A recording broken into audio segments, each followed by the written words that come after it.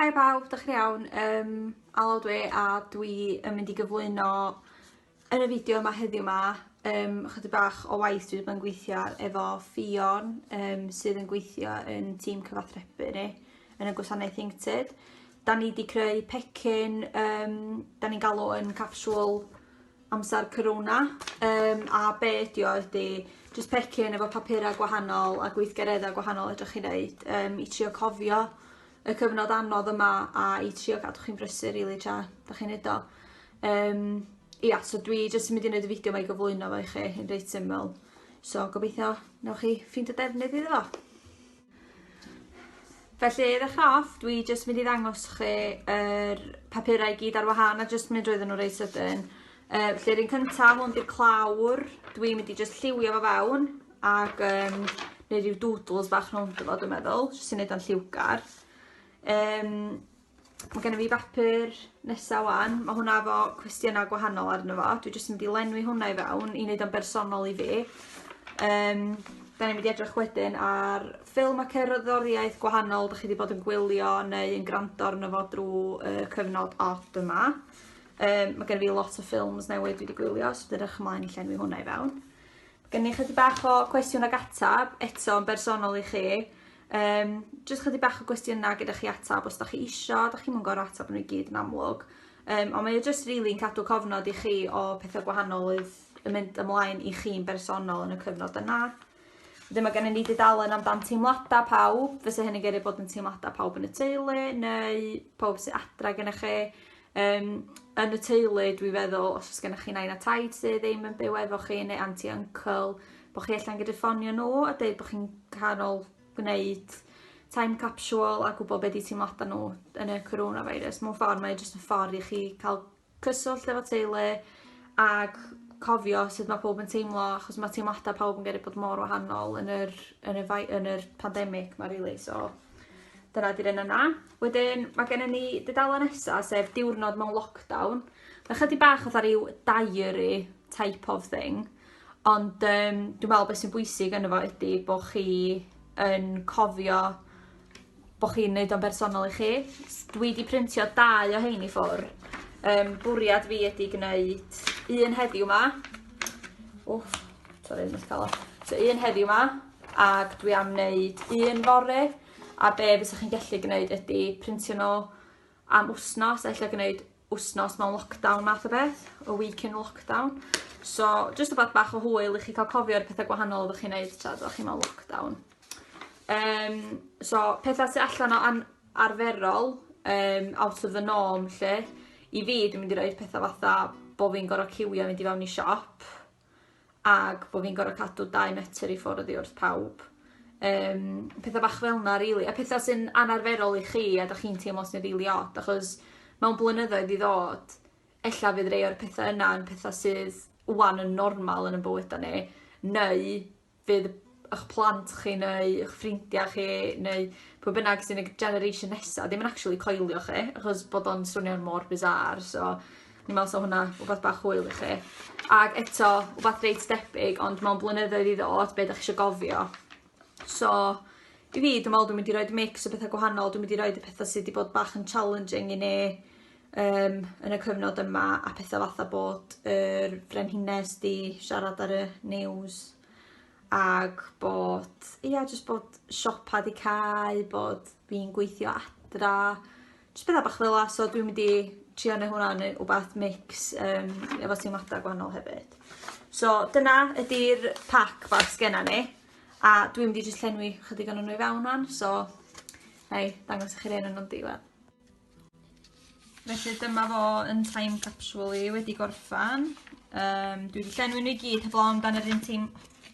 Dwi'n mynd i ddisgwyl tan dwi'n gallu cael FaceTime hefo teulu heno yma i wneud hwnna, gwblhau hwnna. Ond dyma ydi y ffordd dwi wedi wneud y time capsule. Dwi wedi gallu printio hein i ffwrdd ac dwi'n ymwybodol bod hynna ddim yn bosib i bawb, felly dwi'n mynd i ddangos iddo chi sut fyswn ni'n gallu hefyd gwneud o ar yn ffôn ni. Dwi'n mynd i ddefnyddio iPhone i wneud hwn. Dwi ddim yn siŵr iawn os ydy o'n wbeth tebyg i ffordd fysa chi'n gallu gwneud efo Samsung, dwi'n gobeithio i fod o. Felly dwi am just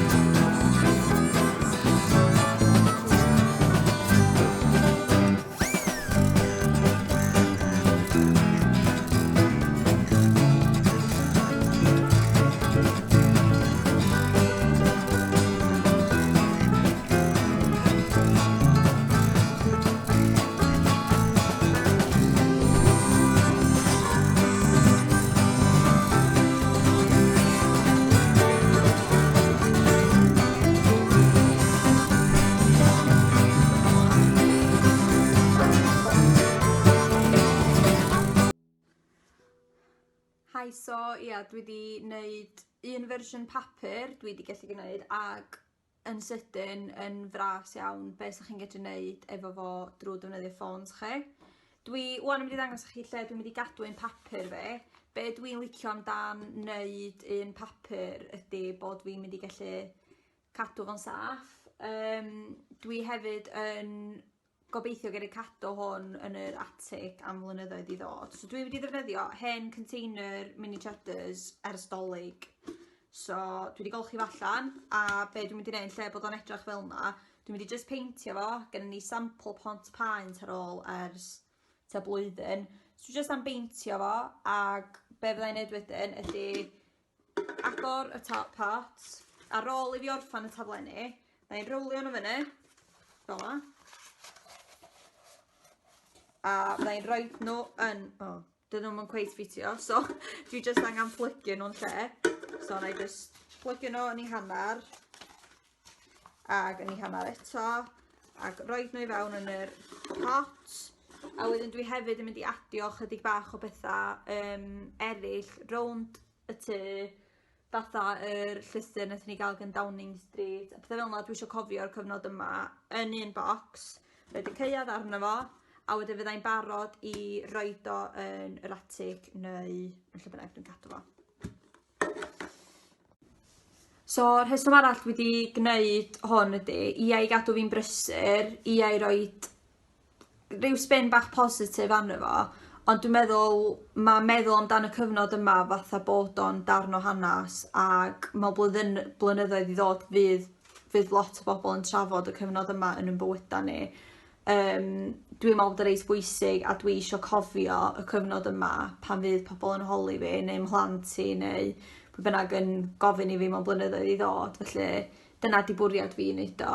I chi fel bobl ifanc, meddwl amdano fo fatha cyfle i chi wneud rhywbeth i gadw chi'n brysur, ond i chi gael cofio'r cyfnod yma pan fyddwch chi'n oedolion hefyd. Yn amlwg, os ydych chi'n neud ar eich ffôns chi, dwi'n gwybod bod gen i. Diolch yn fawr a cofiwch aros adra, aroswch yn saff ac gwnewch yn siŵr bod chi'n edrych ar ôl eich iechyd meddwl ag corfforol chi hefyd. Diolch, ta!